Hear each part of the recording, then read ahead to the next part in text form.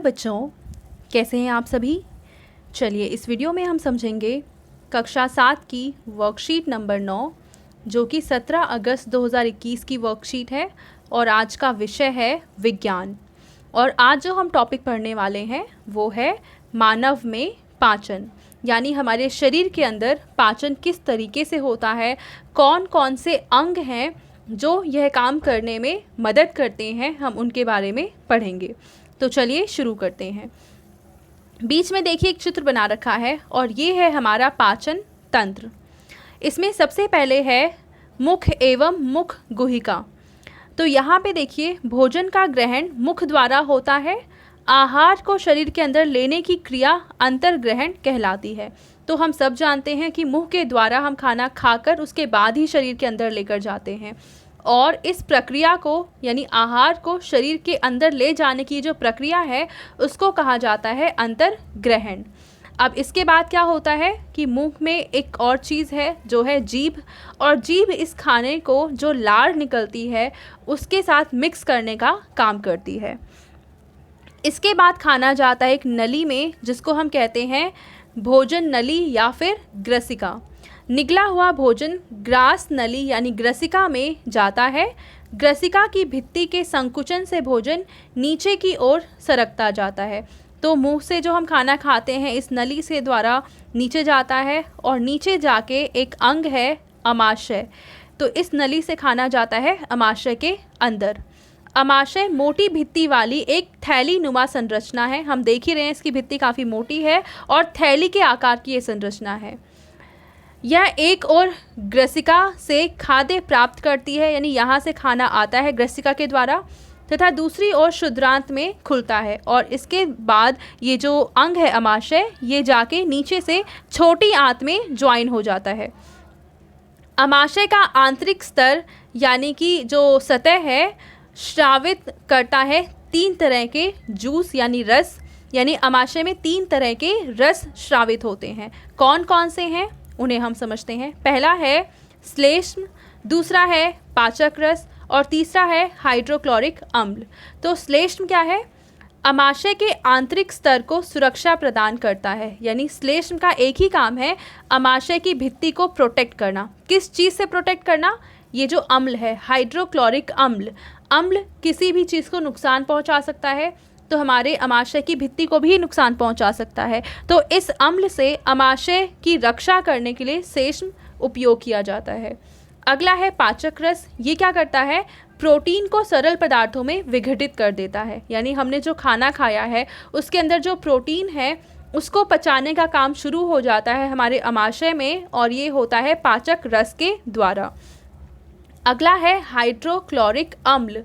अम्ल अनेक जीवाणुओं को नष्ट करता है, यानी हमने जो खाना खाया है उसके अंदर जो भी जीवाणु रह गए हैं जो हमें नुकसान पहुंचा सकते हैं उन सब को ये अम्ल नष्ट कर देता है। ठीक है, जो खाने के साथ हमारे शरीर के अंदर गए होते हैं उन सबको ये नष्ट कर देता है। साथ ही यह माध्यम को अम्लीय बनाता है जिससे पाचक रसों को क्रिया करने में सहायता मिलती है। अब देखो ये जो पाचक रस है वो अम्लीय माध्यम में ज़्यादा अच्छे से काम कर पाते हैं और ये हाइड्रोक्लोरिक अम्ल अमाशय के अंदर अम्लीय माध्यम प्रोवाइड करता है जिससे ये पाचक रस जो है भोजन को अच्छे से पचा पाते हैं। तो ये तो हो गया अमाशय। इसके बाद देखो अमाशय के बगल में ये एक पार्ट है, एक अंग है जिसको हम कहते हैं यकृत। यकृत के अंदर खाना कभी नहीं जाता है पर फिर भी यकृत जो हमारा ये तंत्र है उसका काफ़ी इम्पॉर्टेंट हिस्सा है। यकृत शरीर की सबसे बड़ी ग्रंथि है। ये क्वेश्चन अक्सर एग्जाम में पूछते हैं कि हमारे शरीर की सबसे बड़ी ग्रंथि कौन सी है, तो आंसर आ जाएगा यकृत। यह पित्त रस स्रावित करती है जो एक थैली में संग्रहित होता है। अब यहाँ पे देखिए एक थैली है जिसका नाम है पित्ताशय। इसके अंदर ये जो रस है यकृत के द्वारा जो रस निकाला जाता है जिसको हम कहते हैं पित्त रस, ये इस पित्ताशय में जाके स्टोर हो जाता है।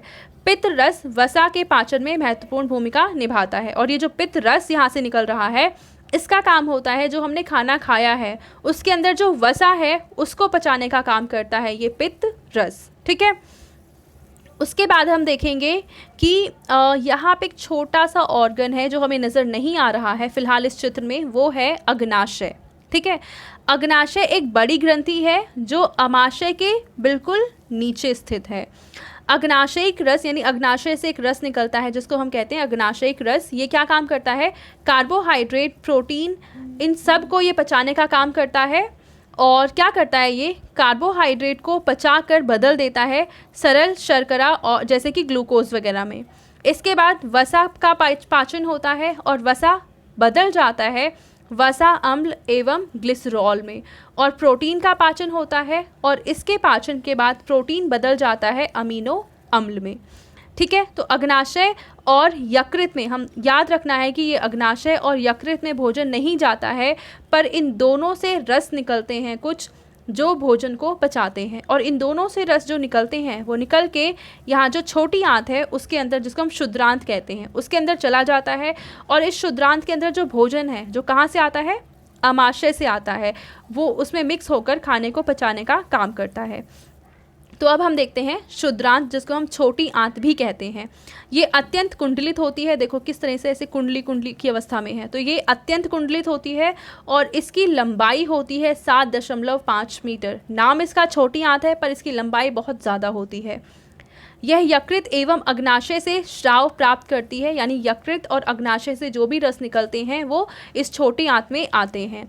इसकी भित्ति से भी कुछ रस स्रावित होते हैं और इसकी जो भित्ति है उससे भी कुछ रस निकलते हैं जो कि भोजन को पचाने का काम करते हैं। अब इसके बाद क्या होता है कि पचा हुआ भोजन अवशोषित होकर शुद्रांत की भित्ति में रुधिर वाहिका में चला जाता है। हमारे शरीर में यानी शुद्रांत में जो खाना पचता है वो रुधिर वाहिकाओं के द्वारा अवशोषित कर लिया जाता है। और रुधिर वाहिकाएं कहाँ की? जो इस छोटी आंत में ही होती हैं। इस प्रकरण को कहते हैं अवशोषण। शुद्रांत की आंतरिक भित्ति पर उंगली के समान उभरी हुई संरचनाएं होती हैं जिन्हें दीर्घरोम या फिर रसांकुर कहते हैं। देखो अगर हम इस छोटी आंत को खोलते हैं तो ये कुछ इस तरह की पाइप की तरह की संरचना बन जाएगी और इस पाइप की तरह की संरचना में कुछ इस तरह के धागे की तरह या जिसको हम कहेंगे उंगली की तरह की कुछ संरचनाएं होती हैं और इसको ही कहा जाता है दीर्घरोम। अब दीर्घरोम का बहुत इंपॉर्टेंट काम होता है यहाँ पे, क्या कि दीर्घरोम पचे हुए भोजन के अवशोषण हेतु क्षेत्रफल बढ़ा देते हैं। अब देखो अगर सिर्फ इतने से पाचन हो रहा है तो सरफेस सिर्फ इतना हुआ, कम पाचन हो पाएगा। लेकिन अगर यहाँ पे कुछ ऐसी ऐसी संरचनाएं भी हो जाती हैं जिनमें भोजन का पाचन हो रहा, पाचन नहीं अवशोषण होगा, तो खाना जल्दी अवशोषित हो जाएगा। यानी ये क्षेत्रफल को बढ़ाने का काम करते हैं ये दीर्घरोम। ठीक है, भोजन का वह भाग जिसका पाचन या अवशोषण नहीं होता है वो बृहदांत्र में भेज दिए जाते हैं। यानी छोटी आंत में जिन भी भोजन का पाचन नहीं होता है और अवशोषण नहीं होता है वो छोटी आंत के बाद कहाँ चले जाते हैं? बड़ी आंत में चले जाते हैं। और ये बाहर वाली संरचना है बड़ी आंत, जिसको हम बृहदांत्र भी कहते हैं। तो हम देखेंगे कि छोटी आंत के मुकाबले बड़ी आंत ज़्यादा चौड़ी होती है और इसकी लंबाई सिर्फ 1.5 मीटर होती है। नाम इसका बड़ी आंत है पर इसकी लंबाई छोटी आंत से छोटी होती है, कम होती है। ठीक है, कार्य क्या है कि ये जल और लवणों का अवशोषण करता है और बचा हुआ अपचित पदार्थ मलाशय में चला जाता है तथा अर्ध ठोस मल के रूप में रहता है। तो अब जो बचा हुआ पदार्थ है इसको हम वेस्ट मटेरियल ही कहेंगे, वो चला जाता है मलाशय में और वहाँ पे अर्ध ठोस मल के रूप में इकट्ठा रहता है। अर्ध ठोस का मतलब है कि ना ये तरल अवस्था में होता है और ना ही पूरी तरह से ठोस अवस्था में होता है। और समय समय पर गुदा द्वार द्वारा, ये है गुदा द्वार, ठीक है, गुदा द्वारा यह मल बाहर निकाल दिया जाता है और इस प्रक्रिया को हम कहते हैं निष्कासन। यानी हमारे शरीर के अंदर से जो वेस्ट मटेरियल है उसको बाहर निकालने की जो प्रक्रिया है उसको हम कहते हैं निष्कासन। अब इसके आधार पर कुछ प्रश्नों के हम उत्तर लिखेंगे। पहला प्रश्न है यकृत क्या कार्य करता है? तो यकृत का एक बहुत इंपॉर्टेंट काम होता है और वो क्या काम है? पित्त रस को स्रावित करना। देखिए यहाँ पे कहीं लिखा होगा यह पित्त रस स्रावित करता है। तो आप इसका आंसर लिखेंगे कि यकृत पित्त रस का श्रावण करता है। आंसर आ जाएगा कि यकृत